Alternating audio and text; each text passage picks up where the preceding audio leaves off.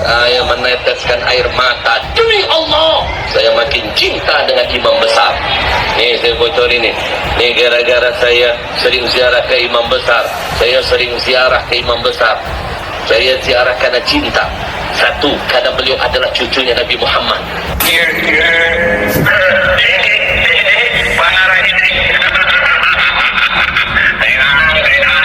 Tolong, kalau nggak benar-benar ngaji yang benar, jangan main-main benci imam besar. Dalam tubuhnya ada darah Nabi kita Muhammad. Ada darah Nabi kita Muhammad. Parah ini. Dalam kitab As-Sawa'iq, saya mau meneteskan air mata. Ada sebuah hadis Nabi pernah bersabda, siapa yang berbuat baik kepada anak cucuku, lalu anak cucuku belum mampu membalas kebaikannya di dunia, maka izinkan aku, kakeknya, akan menanti dia di hari kiamat. Aku yang akan membalas kebaikannya. Takbir. Allahu Akbar. Enggak, maksud hadis ini berlaku sebaliknya.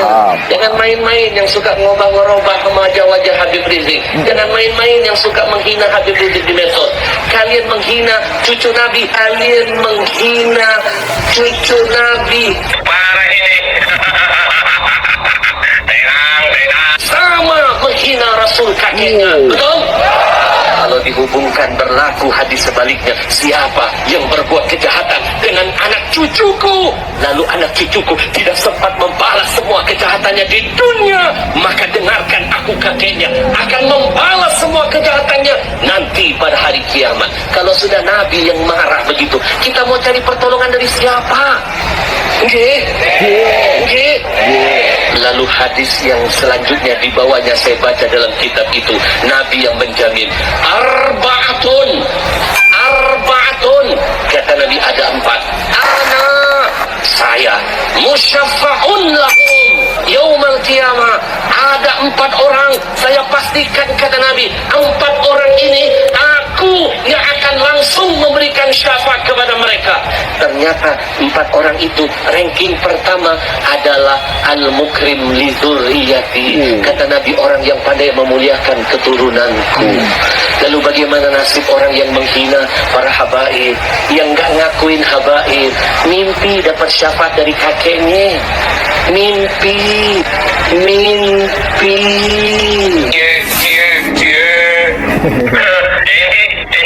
Parah ini.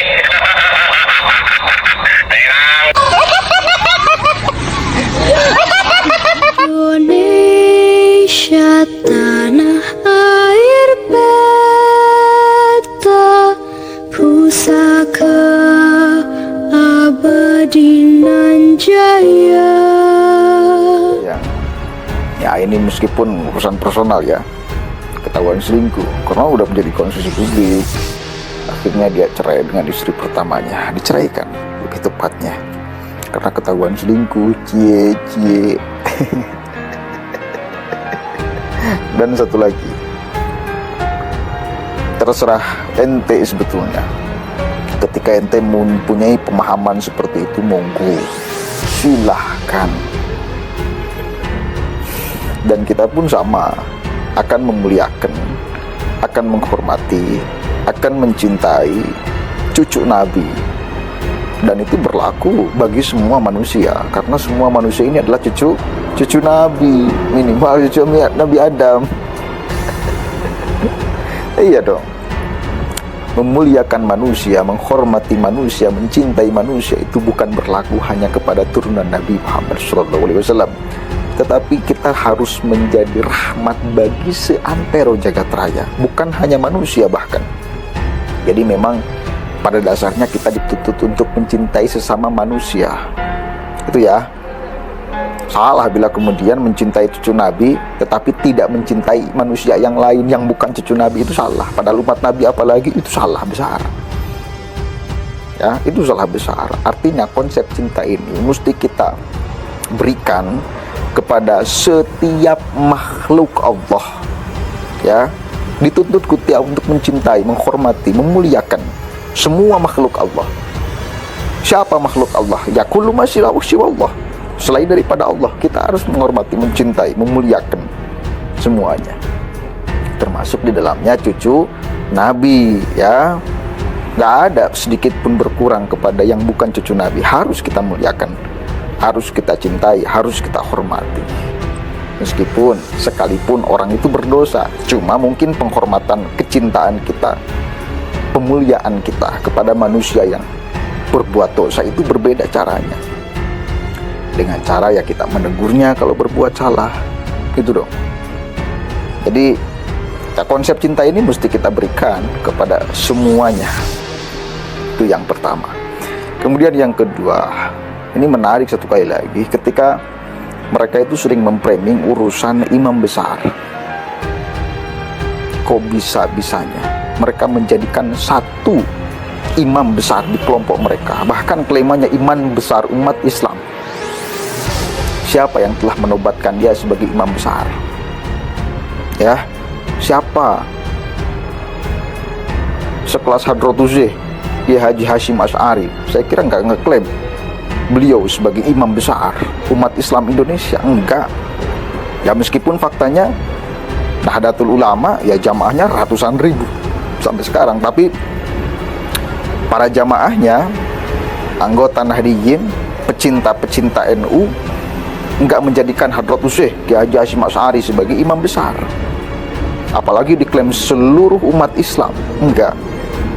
Kenapa? Karena kalimat-kalimat itu justru sangat kelihatan berdusta sekali. Ya dong, siapa yang telah menobatkan dia sebagai imam besar? Nggak ada, itu klaiman sepihak, klaiman kelompoknya sendiri, dan tidak bisa dipertanggungjawabkan di hadapan semua umat muslim Indonesia lah, jangan dunia. Nggak bisa. Ketika Anda mempunyai pemahaman seperti itu, ya monggo, silakan. Dan kita pun sama akan memuliakan, akan menghormati, akan mencintai cucu Nabi. Dan itu berlaku bagi semua manusia, karena semua manusia ini adalah cucu Nabi Adam. Ya. Karena saya yakin tidak semua umat Islam Indonesia menjadikan dia sebagai imam besar. Ya, bahwa kelompok EPI menjadikan dia sebagai imam besar, ya monggo. Bahwa kelompok HTI menjadikan dia sebagai imam besar, ya monggo. Kelompok apa lagi yang menjadikan dia sebagai imam besar, ya monggo. Tapi jangan sampai diklaim sebagai imam besar umat Islam, apalagi seluruh Indonesia, apalagi seluruh dunia. Enggak. Jangan coba kemudian menggunakan simbol-simbol itu untuk kemudian supaya kalian dimuliakan oleh banyak orang. Nggak usah. Nggak usah. Dan nggak akan laku. Sekarang, kemarin-kemarin masih laku ya, sekarang nggak akan laku. Dan satu lagi, bener durian Nabi? Bener gak durian Nabi? Bener gak durian Nabi?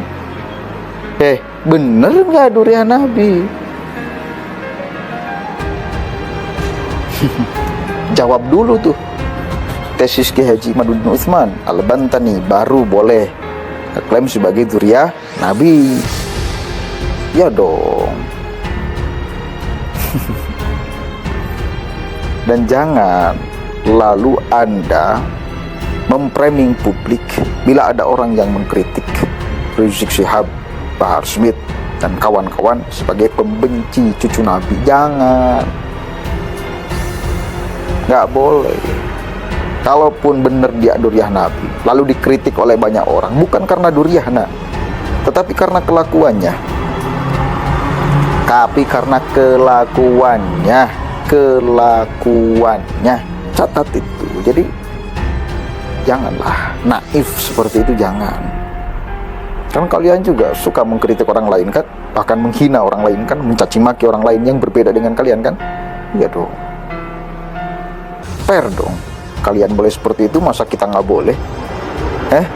Kadang-kadang kegoblokan itu mesti dilawan dengan kegoblokan. Ketololan itu mesti dilawan dengan ketololan. Kekasaran itu kadang-kadang mesti dilawan dengan kekasaran. Meskipun tidak selamanya mesti dilawan. Ketololan dengan ketololan, kegoblokan dengan kegoblokan, kekasaran dengan kekasaran. Tapi kadang-kadang mesti dilawan, supaya menegaskan bahwa kita pun bisa kasar. Kalau adu goblok, kita pun bisa goblok gitu.